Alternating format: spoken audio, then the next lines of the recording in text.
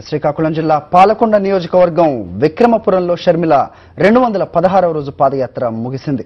విజయనగరం జిల్లాలో ఖడ్గవలస నుంచి ప్రారంభమైన 216వ రోజు పాదయాత్ర రావివలస చేరుకోవడంతో ఆ జిల్లాలో మరో ప్రజా ప్రస్థానం ముగిసినట్లయింది.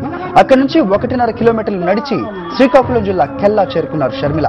కెల్లా నుంచి విక్రమపురం వరకు 5.5 కిలోమీటర్లు వానలోనే షర్మిల నడిచారు. ఈ రోజు మొత్తం 13.8 కిలోమీటర్ల పాదయాత్ర కొనసాగింది. మరో ప్రజా ప్రస్థానం ఇప్పటి వరకు 2898.8 కిలోమీటర్లు సాగింది. శ్రీకాకుళం జిల్లాలో అడుగు పెట్టగానే కాసేపు మాట్లాడిన షర్మిల జగనన్న నాయకత్వాన్ని బలపరచాలని ప్రజలకు విజ్ఞప్తి చేశారు.